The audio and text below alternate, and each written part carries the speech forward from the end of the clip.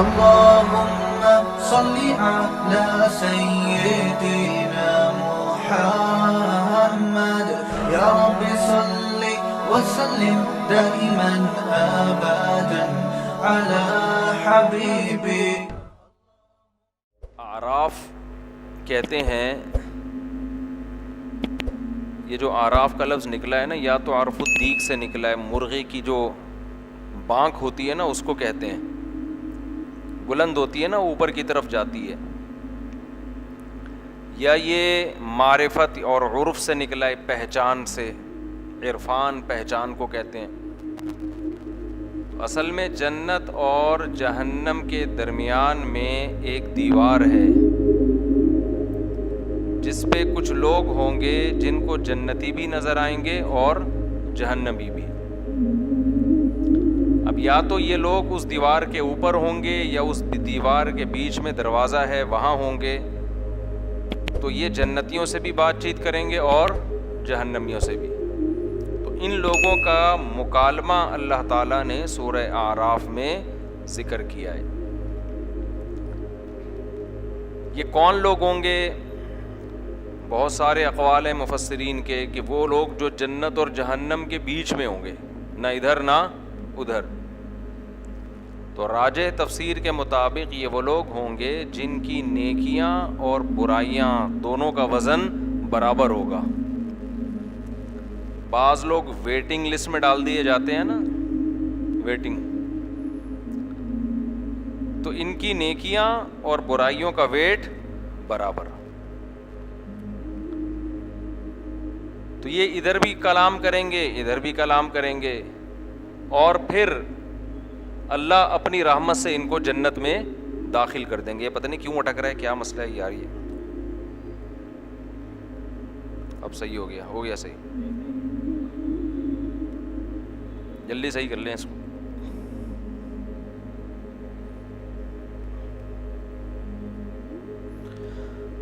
ایک دفعہ یہاں بیان ہو رہا تھا، ایک صاحب مسلسل نا نیچے بیٹھے ہوئے ادھر ادھر دیکھ رہے ہیں، نیچے یوں کر رہے ہیں، تو وہ بیان میں جا رہا ہے مسلسل ان کی ویڈیو نا.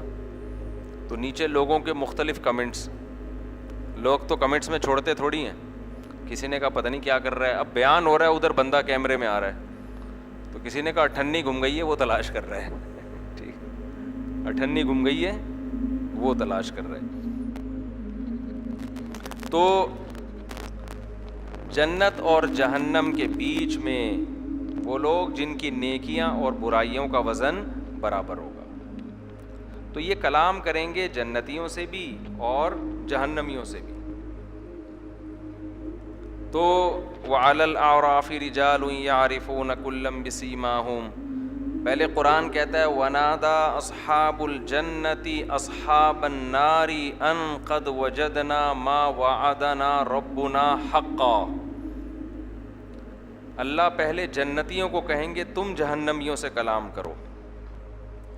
تو جنتی اور جنت اور جہنم کے درمیان جو پردہ ہے وہ ہٹا دیا جائے گا. تو جنتی جہنمیوں سے کہیں گے کہ ہمارے رب نے ہم سے گناہوں سے بچنے پر جو وعدے کیے تھے، آج ہم نے وہ وعدے اپنی آنکھوں سے دیکھ لیے ہیں اور ہم نے اس کو سچا پایا ہے. فَهَلْ وَجَدْتُمْ مَا وَعَدَ رَبُّكُمْ حَقًّا. تمہارے رب نے جو تم سے وعدے کیے تھے کیا وہ تم نے بھی حق پائے ہیں؟ قالوا نعم. وہ کہیں گے ہاں، ہم نے جس آگ کا سنا تھا کہ ایک آگ ہوگی جو اللہ کے نافرمانوں کو جلائے گی، وہ آج آگ ہم نے اپنی آنکھوں سے دیکھ لی ہے.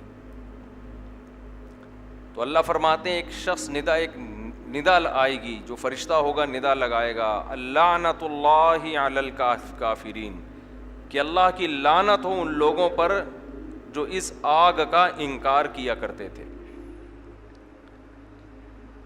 الذین اتخذوا دینہم لہوا ولعبا. یہ وہ لوگ تھے جنہوں نے اپنے دین کو کھیل تماشا بنا لیا تھا.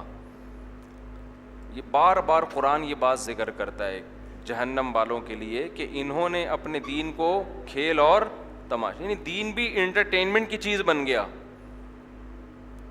کل ہم نے پڑھا تھا نا کہ قرآن کن چیزوں کو فوکس کرتا ہے، والدین کے ساتھ اچھا سلوک کرو، اللہ کے ساتھ شرک مت کرو، یتیم کا مال مت کھاؤ، جھوٹ مت بولو، کردار میں ایک نمبری، بے حیائی کے قریب مت جاؤ. تو ان چیزوں کو چھوڑ کر دین کس چیز کو بنا لیا؟ یعنی دین کو بھی ایک انٹرٹینمنٹ کی چیز بنا لیا. چسکے لینے کے لیے مذہبی رسومات پوری کی جاتی ہیں. تو جو اصل دین تھا اس کو پس پشت ڈال دیا. آپ کہہ سکتے ہیں یہود و نصارہ نے اپنے دین کو کیسے انٹرٹینمنٹ بنایا؟ بھائی یہود و نصارہ نے بھی ایسے بنایا کہ قوم جن چیزوں میں مزہ آ رہا ہے نا، چسکے لے رہی ہے، ان چیزوں کو بیان کیا جا رہا ہے. یہود اور نصارہ کے علماء نے لوگوں کو گناہوں سے روکنا چھوڑ دیا تھا. یہ قرآن کہتا ہے لولا ینہاہم الربانیون والاحبار عن قولہم الاثم واکلہم السحت. قرآن کہتا ہے یہودی اور عیسائیوں کے جو عالم ہیں وہ لوگوں کو جھوٹ بولنے سے اور حرام کھانے سے کیوں نہیں روکتے تھے؟ سمجھ رہے ہیں بات کو؟ وہ لوگوں کو جھوٹ بولنے سے اور حرام کھانے سے کیوں نہیں روکتے تھے؟ لبئس ما کانوا یعملون، بہت برا عمل کرتے تھے. تو رسومات چلتی ہیں مذہبی لوگوں کی بھی. کسی شخصیت کے فضائل بیان ہوں گے تو ایسے زمین آسمان کے قلابے ملا دیں گے، ایسا لگتا ہے اس سے بڑا اس کائنات میں کوئی کبھی پیدا ہوا ہی نہیں ہے. تو بلکہ الٹا انہوں نے حرام کھانا شروع کر دیا ان کے علماء نے. کیسے؟ ہدیے، نذرانے، غلط بیانی کر کے لوگوں سے نذرانے لینا، غلط بیانی کر کے. کیونکہ آپ جب کسی کی بات کی تائید کرتے ہو تو وہ آپ سے خوش ہو جاتا ہے. صحیح مذہب بتاتے تو بہت سے لبرل لوگ ان سے دور ہو جاتے. آج جیسے ہمارے بعض لبرل مولویوں نے پردے کے مسائل میں گڑبڑ کرنا شروع کر دی ہے. حیا عورت کے لیے، حیا عورت کا زیور ہے، حیا کو جتنا پروموٹ کیا جائے کم ہے. لیکن آپ دیکھ لیں ہمارا لبرل طبقہ حیا کو پروموٹ کرنے کے بجائے اب پردے کے مسائل میں تبدیلیاں کرنا شروع. موسیقی بھی حلال اور یہ بھی حلال اور یہ بھی حلال اور یہ بھی حلال، پتہ نہیں کیا کیا حلال ہو رہا ہے مارکیٹ میں. ایک صاحب مجھے کہنے لگے سعودی عرب میں 10 رکعت تراویح ہو رہی ہے. میں نے کہا سعودیہ میں نائٹ کلب کھل رہے ہیں، ڈانس پروگرام ہو رہے ہیں، سینما گھر کھل رہے ہیں. تو اب ہمیں افسوس یہ نہیں ہے کہ 10 کھا گئے، خوشی اس پر ہے کہ 10 باقی رکھی ہوئی ہیں. تو وہاں جو اس سے بڑے بڑے مسئلے کھڑے ہوئے ہیں سعودی عرب میں، آپ آدھی تراویح کو رو رہے ہو کہ آدھی تراویح کھا گئے. حضرت عمر رضی اللہ تعالیٰ عنہ کے دور سے لے کر آج تک، اب تک مسجد حرام میں 1200-1300 سال، حضرت عمر کا دور 1300 سال سے زیادہ، اس وقت سے لے کے جب سے حضرت عمر نے ایک امام پہ جمع کیا نا، اس وقت سے اب تک 20 رکعت تراویح ہوتی چلی آئی ہے. یہ 15ویں صدی میں جا کے کام ہوا ہے کہ آدھی تراویح مارکیٹ سے شارٹ ہو گئی. لیکن ہمیں اس پہ غم نہیں ہے کیونکہ آدھی باقی رکھی ہوئی ہے، ہمیں اس پہ خوشی ہے. ورنہ غامدی صاحب تو کہتے ہیں اسلام میں تراویح کا کوئی تصور ہے ہی نہیں. تو کچھ اور تھوڑے سے لبرل لوگ پیدا ہو گئے تو وہ تراویح کی نماز ہی کیا کر دیں گے؟ گول کر دیں گے.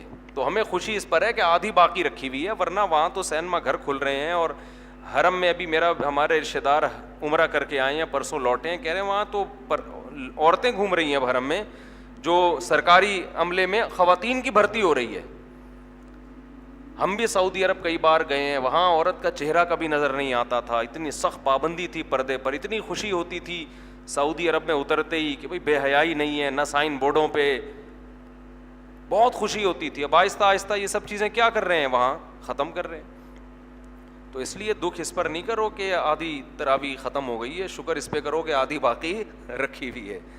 تو کہاں سے کہاں بات چلی گئی. تو اللہ تعالیٰ سعودی حکمرانوں کو سیدھے راستے پہ چلنے کی توفیق دے. ہم تو یہی کہتے ہیں. ہم یہ نہیں کہتے کہ ان کے خلاف بغاوت جائز ہے، مار دھاڑ، اس سے تو اور زیادہ نقصان ہوگا. جو رہی صحیح طاقت ہے مسلمانوں کی وہ بھی ختم ہو جائے گی. دعا ہی کر سکتے ہیں. تو دعا کرنے پر تو گورنمنٹ نے کوئی پابندی نہیں لگائی نا.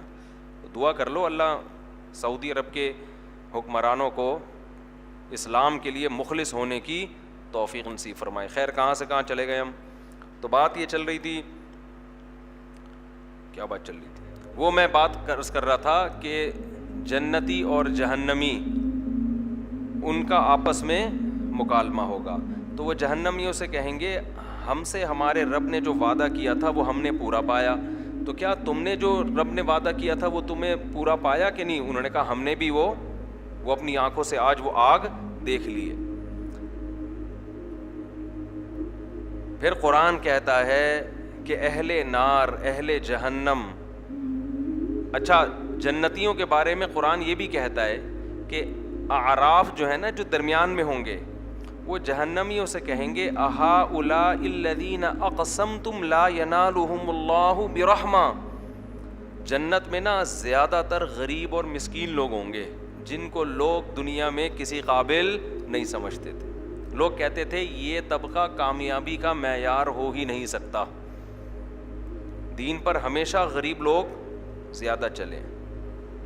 بلکہ علماء نے تو یہاں تک لکھا ہے کوئی ایسی تحریک جس میں امیر زیادہ ہو غریب کم ہو, غالب امکان یہ ہے کہ یہ گمراہ ہو. غالب کوئی یقینی علامت نہیں ہے.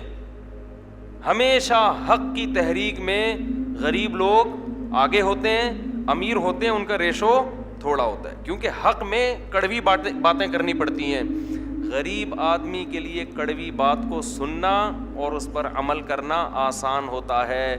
امیر آدمی عام طور پر عیش پرستی والی زندگی چاہتا ہے, قاعدہ کلیہ نہیں ہے. صحابہ کے دور میں بڑے امیر صحابہ نے بڑی قربانیاں دی ہیں اور آج بھی دیتے ہیں, لیکن زیادہ تر ایسا ہوتا ہے کہ غریب آدمی قربانی آسانی سے دیتا ہے, امیر آدمی قربانی مشکل سے دیتا ہے. تو آج یہ بھی لوگ ایک معیار سمجھتے ہیں کہ جس کے گرد امیر طبقہ زیادہ ہو لوگ کہتے ہیں یہ ہے صحیح, یہ کون ہے صحیح عالم معلوم ہوتا ہے. یہ غلط ہے. تبلیغی جماعت جب شروع ہوئی ہے نا, پوری دنیا میں تبلیغ نے کتنا کام کر لیا, ساری غریب مسکین لوگوں نے شروع کی ہے. مالدار تو بہت بعد میں آئے ہیں تبلیغ میں. دنیا میں جہاں جاؤ تبلیغ کی برکت آپ کو نظر آئے گی, اس میں غریب لوگوں کی اکثریت زیادہ. قرآن جتنے واقعات بیان کرتا ہے, جتنے پیغمبروں کے واقعات, ہمیشہ ان پیغمبروں کی مخالفت امیروں کی طرف سے ہوئی ہے اور غریب طبقہ زیادہ تر ان پر ایمان لایا ہے. قرآن ہر پیغمبر کی ایک عادت ذکر کرتا ہے کہ امیر طبقے نے ہمیشہ یہ اعتراض کیا پیغمبروں پر کہ ان غریبوں کو اپنی محفل سے نکالیں. آپ کے گرد یہ پھٹی پرانی ٹوپیوں والے جو بیٹھے ہوتے ہیں نا, پھٹے پرانے کپڑے والے, ان سے ہمارا امیج خراب ہوتا ہے, ہم ان کے ساتھ آپ کی محفل میں نہیں بیٹھ سکتے. سمجھ میں آ رہی ہے بات؟ اور ہر پیغمبر نے ان کو ایک ہی جواب دیا ہے. وہ جواب کیا دیا ہے کہ اگر میں ان کو اپنی محفل سے نکال دوں گا مجھے اللہ کے عذاب سے کوئی نہیں بچائے گا, کیونکہ دین کی دعوت ہے, اس میں آپ امیر اور غریب میں فرق نہیں کر سکتے, نہیں کر سکتے. نماز میں کوئی ایسا فرق رکھا ہے اسلام نے کہ جو قوم کے بڑے بڑے لوگ ہیں ان کی صف آگے ہوگی؟ علم کے لحاظ سے کوئی بڑا ہے, عمر کے لحاظ سے بڑا ہے, اس کو تو حق ہے کہ وہ آگے آئے, لیکن ویسے کوئی علاقے کے لحاظ سے بڑا ہے, قوم کے لحاظ سے اپنے آپ کو بڑا سمجھتا ہے, پیسہ اس کے پاس زیادہ ہے, لہذا وہ اگلی صف میں ہوگا, غریب پچھلی صف میں, امیروں کے لیے الگ مسجد, غریبوں کے لیے الگ مسجد. ایسا کوئی تصور ہے اسلام میں؟ کہیں بھی نہیں ہے ایسا کوئی تصور. ہمارے حضرت ایک واقعہ سنایا کرتے تھے حرمین شریفین میں. اصل میں وہاں تو مجبوری ہے نا, سیکیورٹی کے نقطہ نظر سے بعض لوگوں کو پہلی صف میں کھڑا کیا جاتا ہے جو اپر لیول کے, وہ سیکیورٹی کے نقطہ نظر سے ہوتا ہے, وہ اس لیے نہیں ہوتا کہ یہ یہاں کے اہل ہیں. سیکیورٹی کے لیے بعض دفعہ کچھ قانون سازی کرنی پڑتی ہے. تو ایک عرب کا بدو پہلی صف میں کھڑا ہوا تھا, تو کوئی شرطا پولیس والا آیا, اس نے کہا کہ آپ یہاں سے ہٹ جائیں, یہاں کوئی شاہی خاندان کے کوئی آدمی ہیں وہ یہاں کھڑے ہوں گے. تو وہ عرب کے بدو نے کہا گل لا الہ الا اللہ, قل کو وہ گل کہتے ہیں, یعنی تو اسلام سے خارج ہو گیا ہے, تو کلمہ پڑھ دوبارہ اسلام قبول کر. یعنی تو کیسی باتیں کر رہا ہے, اللہ کا گھر ہے یہاں پر, تو کہہ رہا ہے کہ اللہ کے گھر میں شاہی خاندان کا آدمی یہاں کھڑا ہوگا اور میں کھڑے نہیں ہوں, یعنی تو اللہ کے گھر میں گویا شرک کر رہا ہے, تو یہاں فرق کر رہا ہے. تو ہمارے حضرت یہ منظر دیکھ کے بڑے خوش ہو رہے تھے اس عرب کی سادگی پہ, کہ جیسے ہی شرطا اس کو کہتا بھائی تو ہٹی, یہاں وہ حضرت جی کھڑے ہوں گے, وہ کہہ رہے گل لا الہ الا, وہ شرطا کہہ رہے جان چھڑانا اس شرطے کے لیے مشکل ہو گیا. وہ کہہ رہا تو کلمہ پڑھ کے اسلام قبول کر, تو باتیں کیسی کر رہا ہے, لا الہ الا اللہ پڑھ, اللہ کے سوا کوئی عبادت کے لائق نہیں ہے, میں نہیں ہٹوں گا یہاں سے. تو اللہ کی نظر میں دیکھو، نبی صلی اللہ علیہ وسلم کی خدمت میں ایک نابینا غریب صحابی آئے. آپ صلی اللہ علیہ وسلم مالدار صحابہ کو تبلیغ کر رہے، مالدار مشرکین کو تبلیغ کر رہے تھے. تو ان غریب کے آنے سے آپ صلی اللہ علیہ وسلم کے چہرے پہ ناگواری کے آثار آئے کہ یہ ابھی اس موقع پہ کیوں آئے ہیں. قرآن میں اللہ تعالیٰ نے نبی کو تنبیہ کی، عبس وتولی ان جاءہ الاعمی، آپ کی پیشانی پر سلوٹیں آ گئیں اس لیے کہ ایک نابینا آپ کے پاس آیا. کس قدر سخت تنبیہ کی نبی صلی اللہ علیہ وسلم نے. نبی صلی اللہ علیہ وسلم، وما یدریک لعلہ یزکا، اے نبی آپ کو کیا علم کہ شاید وہ آپ کی نصیحت پر عمل کر لیتا. اور جو لوگ مستغنی ہیں، آپ کی بات سننا چاہتے نہیں ہیں، فأنت لہ تصدی، آپ ان کی ہدایت کے پیاسے ہیں. یہ جو عرب کے سردار ہیں یہ تو فرعون متکبر لوگ ہیں، یہ تو بات سننے کو تیار نہیں ہیں، آپ ان کی ہدایت کے پیاسے ہیں. اور جو آپ کی بات سننے کے لیے آ رہا ہے آپ اس سے منہ موڑتے ہیں. اتنی سخت تنبیہ ہوئی ہے کہ آئندہ زندگی میں جب بھی حضرت عبداللہ ابن ام مکتوم نبی کی خدمت میں آتے، آپ استقبال میں کھڑے ہو جاتے اور فرماتے ھذا الذی عاتبنی فیہ ربی، یہ ہے وہ شخص جس کے لیے میرے رب نے مجھے تنبیہ کی ہے، ڈانٹ لگائی ہے میرے رب نے. یہ اتنے مبارک صحابی ہیں. تو اس لیے دین کی دعوت میں امیر غریب کا فرق کرنا جائز نہیں ہے، خوب سمجھ لو. بلکہ اس کے علاوہ بھی نہیں ہے. حدیث میں آتا ہے نبی نے فرمایا بدترین ولیمہ وہ ہے جس میں صرف امیروں کو دعوت دی جائے اور غریبوں کو دعوت نہ دی جائے.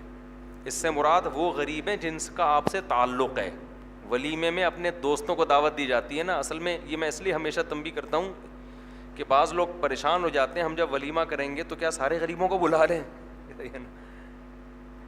مطلب یہ ہے کہ آپ کے ریلیٹیوز میں سے، ظاہر ہے دعوت پہ بلانے کا معیار امیر غریب نہیں ہوتا بلکہ آپ کے تعلقات اور رشتہ داری.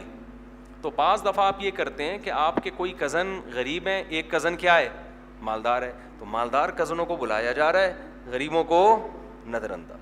جو رکشہ چلا رہے ہیں، جو ٹماٹر بیچ رہے ہیں، کوئی آپ کے کزن ایسے ہیں، خالہ پھپھی ایسی ہیں جو بیچاری غریب ہیں، ان کو دعوت نہیں دی جا رہی.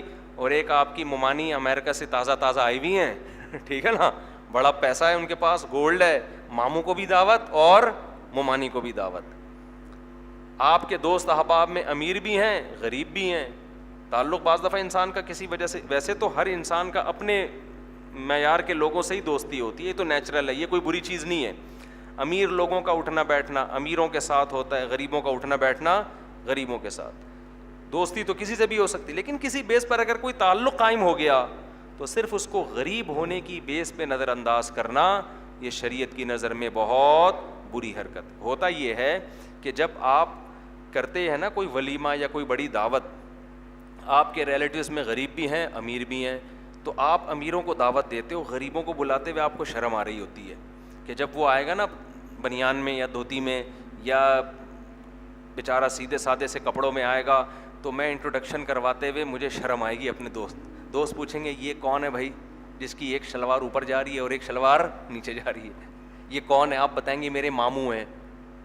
تو آپ کا امیج کیا ہوگا؟ خراب. ابے تمہارے ماموں ہیں، ٹماٹر بیچتے ہیں تمہارے ماموں، ہم تو سمجھتے تھے بڑے لینڈ لارڈ خاندان ہے یار تمہارا. تو بھائی تمہارے خاندان والے جیسے بھی ہوں، ماموں ہوں، چاچا ہو، ابا ہوں. بعض لوگ تو باپ اور ماں کے ساتھ ایسا سلوک کرتے ہیں، اللہ نے کچھ بنا دیا، ابا بیچارے دیہاتی سیدھے سادے، تو کسی کو یہ بتاتے ہوئے شرم محسوس کر رہے ہوتے ہیں میرے ابا ہیں. یہاں تک تکبر پیدا ہو جاتا ہے انسان میں. تو یہ بڑی غلط حرکت ہے. تو میں جو آیت پڑھ رہا تھا، اعراف کیا کہیں گے؟ جو اعراف میں ہوں گے جہنمیوں سے کہیں گے کہ کیا یہ ہیں وہ غریب لوگ جن کے بارے میں تم یہ قسمیں اٹھا کے کہا کر سکتے تھے کہ یہ سیدھے راستے پہ ہو ہی نہیں سکتے، سیدھے راستے پہ تو ہمارے جیسے ویل ایجوکیٹڈ اور ویل نون پرسن اور جو قوم کے نباز سمجھے جاتے ہیں، یہ رکشے والے، ٹیکسی والے اور ٹماٹر والے یہ کہاں کامیاب ہو سکتے ہیں؟ تو وہ اعراف تو دونوں طرف دیکھ رہے ہوں گے نا. تو وہ جہنمیوں کو کہیں گے دیکھو آج اللہ نے ان کو کیسی اپنی رحمت میں جگہ دی ہے. اس لیے کہ اللہ کے ہاں کامیابی کا معیار رکشا، ٹیکسی یا لینڈ کروزر نہیں ہے. اللہ کے ہاں کامیابی کا معیار کیا ہے؟ اعمال ہیں. تو یہ سیدھے راستے پر تھے اور تمہاری دولت نے تمہیں لگا دیا عیاشی پر. پھر قرآن کہتا ہے کہ ونادا اصحاب النار اصحاب الجنہ ان افیضوا علینا من الماء. جہنمی جنتیوں سے کہیں گے کہ ہمیں تھوڑا سا پانی اس جنت میں سے دے دو. تو جنتی جواب میں کہیں گے ان اللہ حرمہما علی الکافرین. اللہ نے یہ کافروں پر حرام کر دیے. جو جنت اور جہنم پر یقین ہی نہیں رکھتے تھے آج وہ جنت کی نعمتوں سے لطف اندوز نہیں ہو سکتے. اور قرآن کہتا ہے پھر ہم ان کو یہ کہیں گے الیوم ننساہم کما نسوا لقاء یومہم ھذا. یہ آیت بہت امپورٹنٹ ہے کہ ہم آج کے دن ان کو ایسے بھول جائیں گے جیسے یہ لوگ اس آخرت کے دن کو بھول گئے تھے. آپ بتاؤ آج دنیا میں اکثریت آخرت کو بھول بیٹھی ہے کہ نہیں بیٹھی ہے؟ ہر وقت دنیا کی بات، ہر وقت کاروبار کی بات، ہر وقت ترقی کی بات، ہر وقت صحت کی بات. یوٹیوب پہ آپ کو صحت کے اتنے آپ کو ٹوٹکے ملیں گے، یہ کھاؤ، یہ نہیں کھاؤ، یہ ایسے چلو، ایسے لائف اسٹائل. موٹیویشنل اسپیکر آپ کو ملیں گے، کامیاب لائف گزارنے کے طریقے آپ کو بیان کر رہے ہوں گے. ساری تقریروں کا سیاست دانوں کو دیکھ لو، صبح و شام اپوزیشن کو دیکھ لو، گورنمنٹ کو دیکھ لو، ہر وقت دنیا دنیا دنیا دنیا دنیا. بس ایسا لگتا ہے یہی ہے سب کچھ. جبکہ اللہ کیا کہتا ہے وَمَا الْحَيَاةُ الدُّنْيَا إِلَّا مَتَاعُ الْغُرُورِ. یہ دھوکے کا گھر ہے، تھوڑے دنوں کی زندگی ہے، یہ ختم ہونے والی ہے. اور ایسے ختم ہوگی کہ جب ختم ہوگی نا تم سے پوچھا جائے گا کتنے دن دنیا میں رہے تھے تو تم کہو گے ایک دن بھی ہم دنیا میں نہیں گزار کر آئے ہیں. اتنا تھوڑا تمہیں یہ ٹائم لگے گا. اور اس میں ہماری پوری زندگی کا محور کیا ہے، کوشش کیا ہے؟ یہ زندگی دیکھو ہم کروڑوں سال سے نہیں تھے اور کروڑوں سال تک نہیں ہوں گے. درمیان میں 50 60 70 سال ملے ہیں. اس کی حیثیت 2% کی ہے. اتنی بڑی لائف میں کتنے سال دے دیے اللہ نے بیچ میں ہمیں؟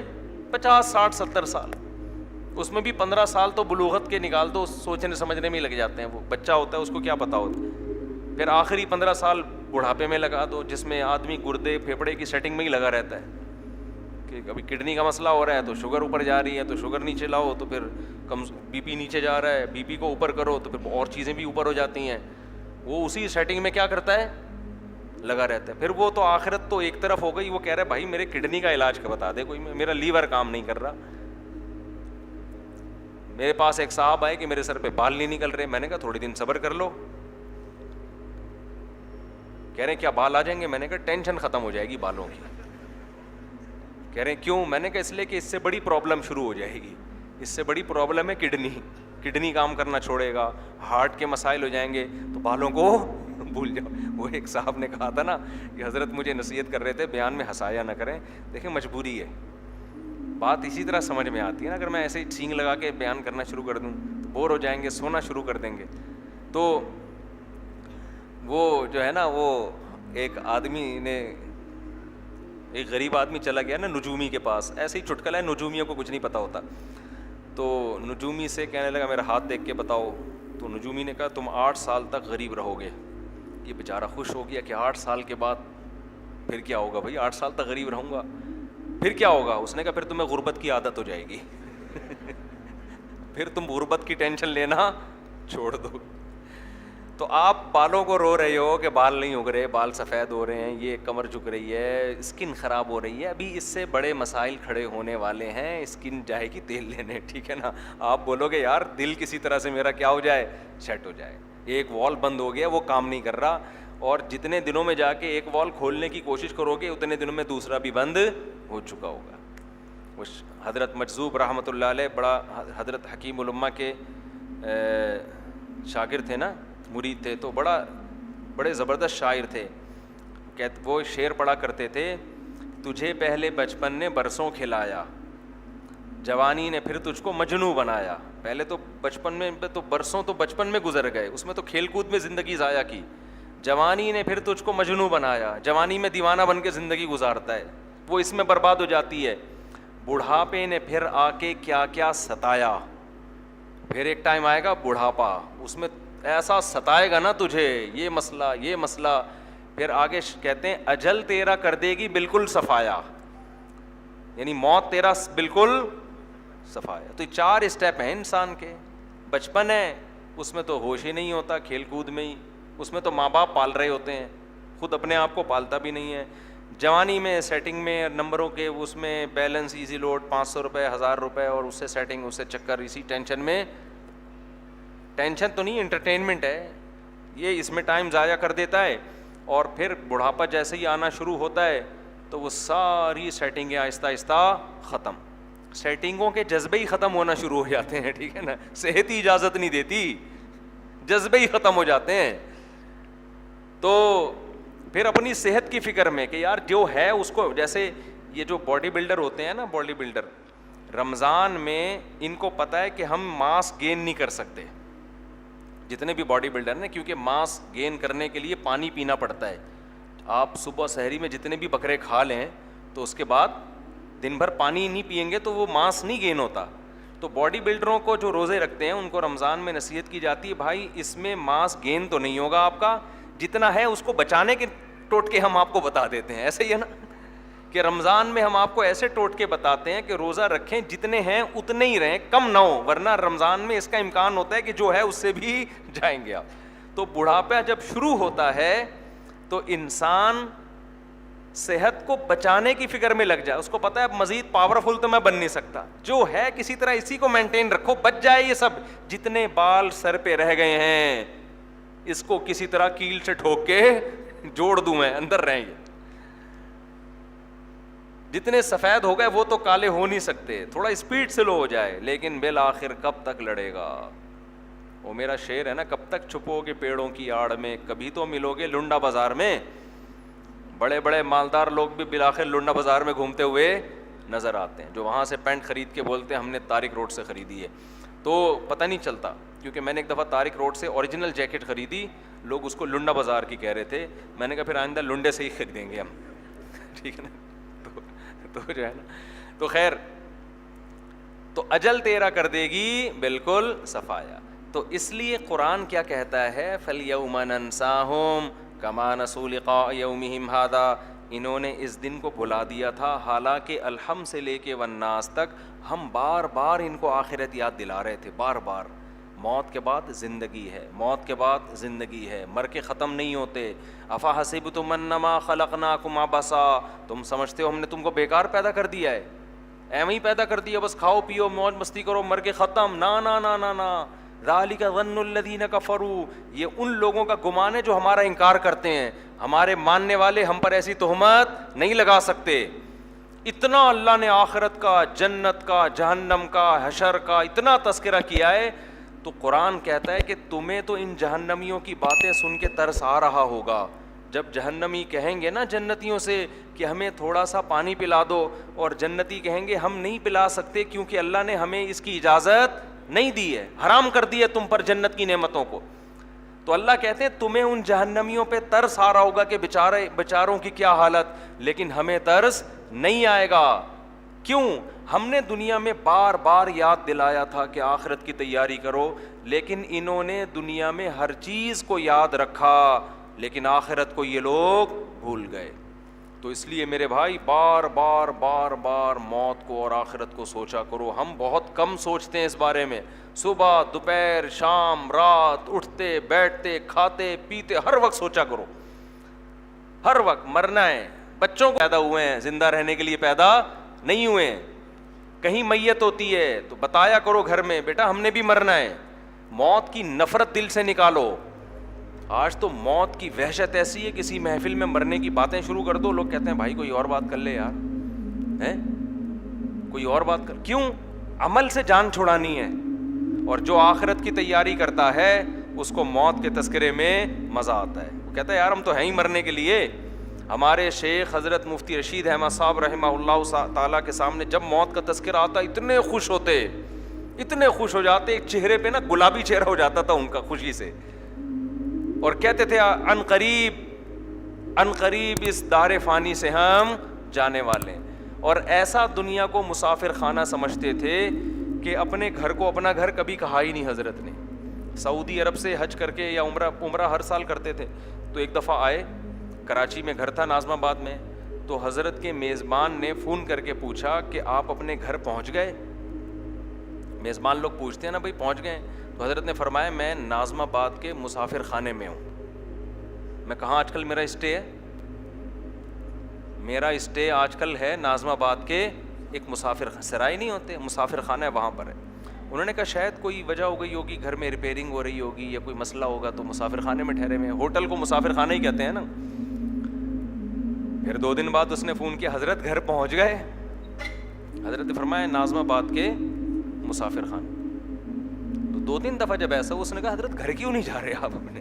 ٹھیک ہے نا, ایسی کیا پرابلم ہے گھر نہیں جا رہے آپ؟ حضرت فرمایا گھر ور دنیا میں کسی کا نہیں ہوتا, جو بھی ہوتا ہے مسافر خانہ ہی ہوتا ہے. یہاں سے ہم نے کیا کرنا ہے, نکلنا ہے. اور آج واقعی وہ دنیا میں نہیں ہے, چلے گئے. جس دن حضرت کا انتقال ہوا تو میں حضرت کی یہ بات سوچتا تھا کہ یار حضرت بار بار کہتے تھے یہ میرا گھر نہیں ہے بلکہ یہ مسافر خانہ ہے جہاں تھوڑے دن کے لیے اسٹے کیا ہوا ہے, تھوڑے دن میں ہم یہاں سے چلے جائیں گے, ہمارا گھر تو قبر ہے. تو جب حضرت کا جنازہ پڑا ہوا تھا نا اور میت حضرت کے گھر سے نکل رہی تھی تو میں کہتا تھا واقعی آپ صحیح کہا کرتے تھے, یہ تو ہم بے وقوف تھے جو ایسی باتوں کو سمجھتے نہیں تھے. تو بھائی گھر ور کسی کا بھی نہیں ہے, یہ دیواریں اینٹوں سے دل بالکل بھی نہ لگاؤ. یہ بے وقوفوں والی باتیں, پاگلوں والی, جن کے اوپر کوئی ٹیکنیکل فالٹ ہوتا ہے نا, وہ ان اینٹوں اور دیواروں کو سمجھتے ہیں کس کا ہے, میرا ہے. میرا بے وقوفوں والی باتیں ہیں. جنہوں نے بڑے بڑے بلڈروں نے بنایا ان کا نہیں ہے, بحریہ ٹاؤن والے کا بحریہ نہیں ہے, تمہارا کہاں سے ہو گیا؟ بحریہ ٹاؤن والا بھی تھوڑے دنوں میں مرے گا, میت اٹھے گی, قبر میں ڈال ڈول کے آ جائیں گے, پھر وارثین میں کیس چلے گا. کس کا ہے؟ جس نے بنایا اس کا تو بہرحال نہیں ہے, وارثین کا ہوگا. پھر وہ وارثین ایک ایک کر کے دنیا سے جائیں گے, ان کی نسلیں آئیں گی. تو جو بنانے والا ہے, بلڈر ہے, اس کا نہیں ہے, تو میں اور آپ ایک پلاٹ خرید کے کہیں گے میرا ہے. یہ کیسے بیوقوفی کی بات ہے یا نہیں؟ جو جس کا پورا ٹھیلا ہے وہ کہہ رہے میرا نہیں ہے, اور آپ وہاں سے ایک بیر اٹھا کے کہہ رہے ہو کس کا ہے, میرا ہے. تو یہ حماقت کی باتیں, ان کو میرے بھائی چھوڑ دینا چاہیے. جب بولے نا یہ گھر میرا ہے تو دل میں سوچ لیا کریں کہ اللہ اوپر سے کہہ رہا ہوں, اے اللہ, کیونکہ اگر میں یہ بولوں گا کہ میرا نہیں ہے تو قبضہ نہ کر لے کہیں کوئی, اچھا تو نے تیرا نہیں, اوپر سے کہہ رہا ہوں میرا ہے اللہ, ورنہ مجھے پتا ہے میرا اس دنیا میں یہ کپڑے میرے نہیں ہیں, یہ کپڑے میرے نہیں ہیں. تو اس لیے قرآن کیا کہتا ہے, فَالْيَوْمَ نَنْسَاهُمْ, آج ہم ان کو ایسے بھولیں گے جیسے یہ آخرت کو بھول گئے تھے. اس لیے قرآن تہجد میں جو اہل ایمان کی دعاؤں کا تذکرہ کرتا ہے اس میں آخرت کی دعائیں, کہ ہمارے نیک بندے رات کو اٹھ کے کیا مانگتے ہیں اللہ سے, آخرت. کیونکہ وہ دنیا کو سمجھتے ہیں مسافر خانہ ہے, جانا ہے یہاں سے, تو آخرت مانگتے ہیں, اللہ آخرت دے دے. ہمیں جو دعا سکھائی ہے نا اللہ نے نماز میں, وہ بھی کوئی گاڑی بنگلے کی نہیں سکھائی. سورہ فاتحہ دعا ہے نا, تو اللہ ہمیں دعا یہ بھی سکھا سکتا تھا نماز میں کھڑے ہو کر تم یہ دعا مانگو, الحمدللہ رب العالمین الرحمن الرحیم مالک یوم الدین ایاک نعبد و ایاک نستعین. اللہ کی حمد و ثنا ہو گئی, ایگریمنٹ ہو گیا, اب دعا. اب اللہ کہتا ہے اب جو مرضی مانگو. ہم الٹی چیزیں مانگ رہے ہوتے. کوئی کہہ رہا ہوتا ہے اللہ میرا رنگ گورا کر دے, کوئی کہہ رہا ہوتا ہے اللہ میرے سر پہ بال نکال دے, کوئی کہہ رہا ہوتا ہے اللہ میرا رکشا بکوا دے, کوئی کہہ رہا ہوتا ہے میرا روزگار دلوا دے. اللہ کو پتہ ہے کہ نماز کی حالت میں کھڑے ہو ایسی چیز مانگو جو اس وقت مانگنے کی. یہ سب چھوٹی موٹی چیزیں. قارون سے زیادہ پیسہ نہیں مل سکتا تمہیں. کیا ہوا بھائی, وہ اتنا پیسہ لے کے بھی مارکیٹ سے شارٹ. فرعون سے زیادہ ہم عزت نہیں حاصل کر سکتے, اتنی پاورفل گورنمنٹ.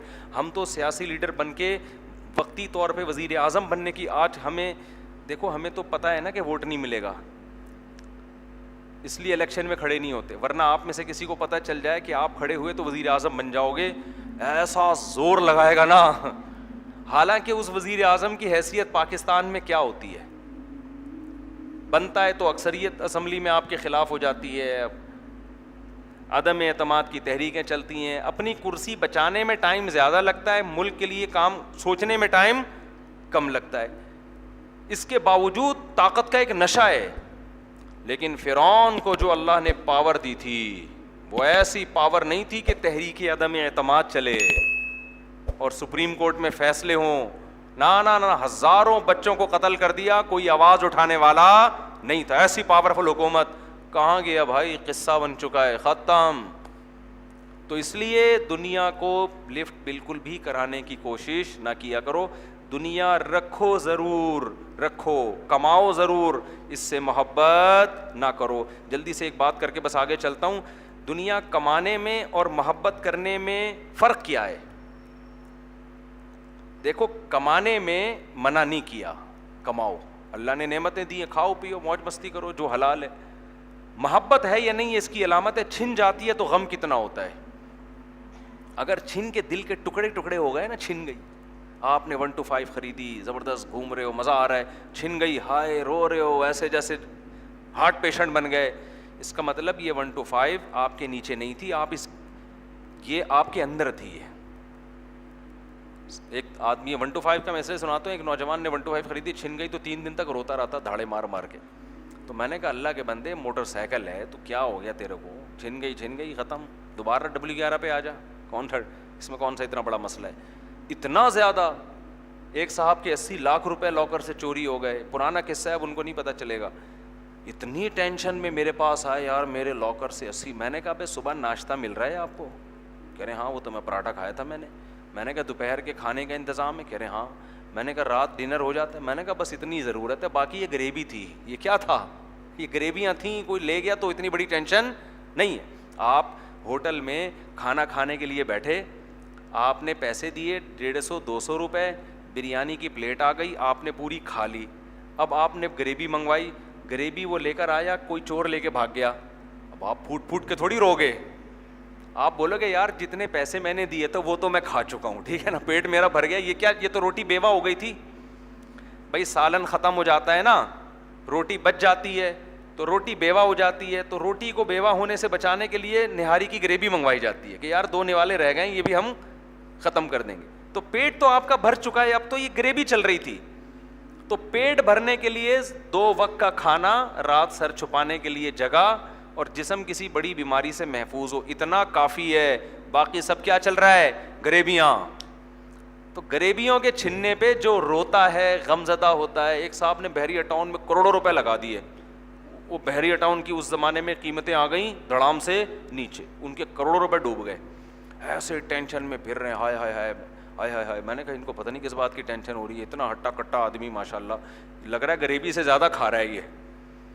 تو اس لیے دل نہ لگاؤ, دل بالکل بھی دنیا کو لفٹ بار بار سوچا کرو, بھائی مر جائیں گے ختم ہو جائے گا سب, صحیح ہے نا.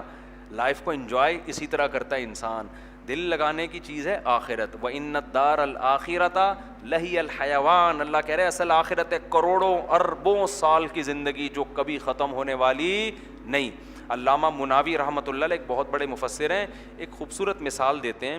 کہتے ہیں اگر دنیا اللہ ہمیں اتنی نعمت دے دے دنیا میں کہ یہاں حوریں بھی دے دے ہمیں, یہاں ہمیں 1000 گز کے سونے چاندی کے بنے ہوئے محلات بھی دے دے, اور ان محلوں میں چشمے جاری کر دے, کروڑوں روپے دے دے, اور اللہ ہم سے وعدہ کرے جنت میں تمہیں مٹی کے گھر ملیں گے, گدھے پہ سواری ہوگی, اور مسور کی دال کھانے کو ملے گی.